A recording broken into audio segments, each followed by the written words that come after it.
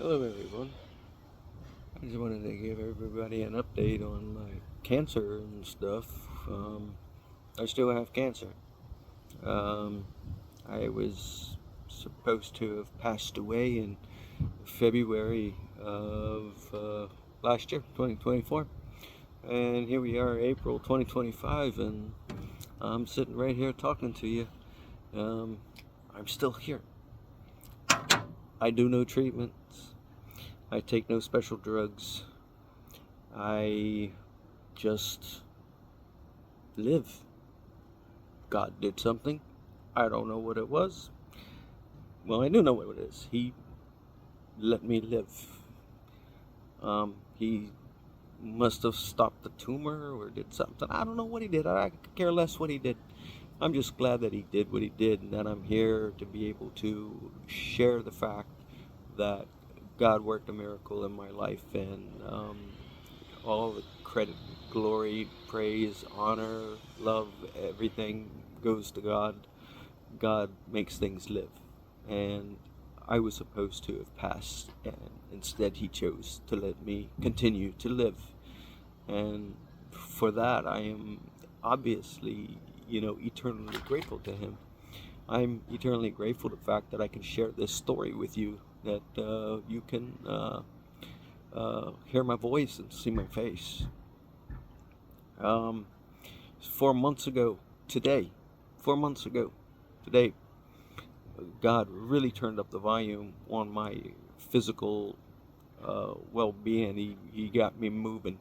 He began working on me about 2 weeks prior to that, but on the 17th of December, He really turned up the juice. That's when I really started to become physically active, and ever since then, it's just been one great thing after another. Little things like, trimming bushes and mowing the lawn, and, that you take for granted, to me it is a gift.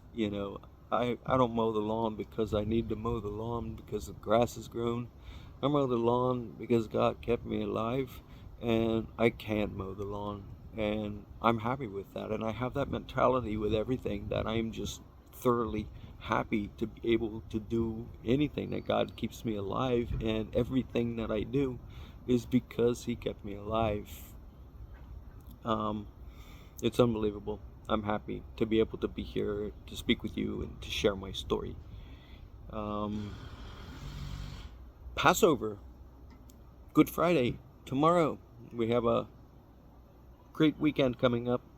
I hope everybody has a great weekend. Like I say, Passover's tomorrow. And in honor of Passover, I cooked some food today.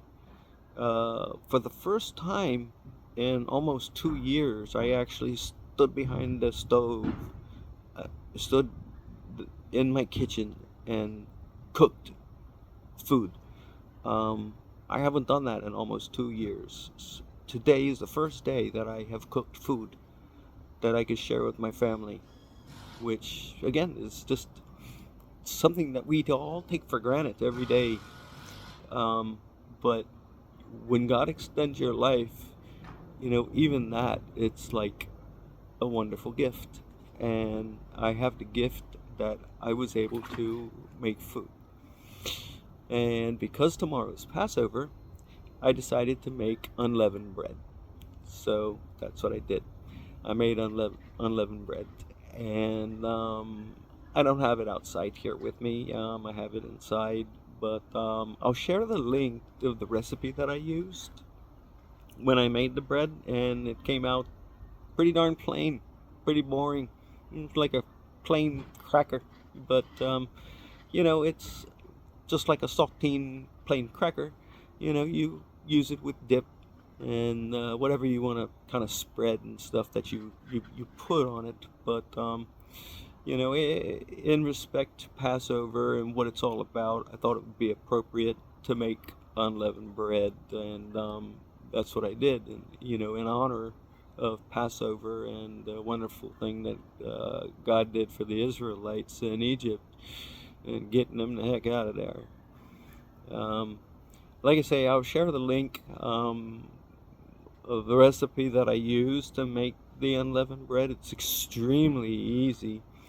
There are a few variants in the recipe that I will make recommendations in the comments, as people view and ask questions, like the timing and stuff. Like the recipe called for 10-minute prep and 10-minute to cook, but the prep time was probably 10 minutes, maybe even less, maybe 5, but the variant was the cook time. The cook time took longer, but it could have been because I made them larger, but the recipe itself doesn't specify the size of how big they're supposed to be, so I just kind of wung it, and as a result, instead of taking 10 minutes to cook, they took anywhere from 25 to 30 minutes to cook. But nonetheless, they were, like I said, pretty boring. But when you're running away from Egyptians that are trying to kill you, and you need to get out of there quickly, and you need food to eat, unleavened bread, that's the way to go. You just cook it and you go. And that was the whole purpose of the unleavened bread, because the Israelites had no time to waste. They needed to leave. They needed to leave immediately. And they made unleavened bread so that they had something to eat. They had subsistence as they were, escaping the Egyptians. So in tribute to that, which is still celebrated today and is actually in Jewish to the Jewish people, it's a everlasting ordinance, as stated in Exodus 12:17. It's something that's supposed to continue to be done on Passover every year for everlasting. So Jesus did away with that. But I'm just doing it because I think it would be fun. I've never had unleavened bread, and I got to cook, so that's that was fun. I was excited about that. Just the simple fact of just being able to do things is absolutely great. So anyway, I just wanted to give an update on the cancer. God is working on me. I take no medications. Again, I can't remember if I mentioned that before. I do have issues. I do have memory issues. I do still stumble. I weeble. I wobble. What I don't fall down. But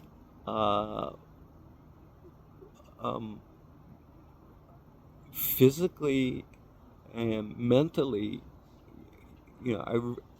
I'm like 100%, and there's only one great physician, and that's Jesus. And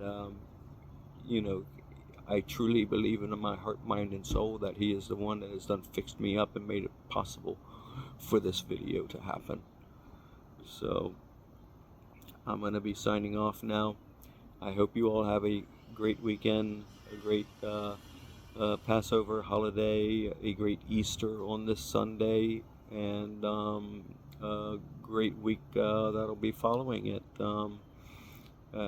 Everybody take care, and I'll be seeing you all around. Thanks. Bye.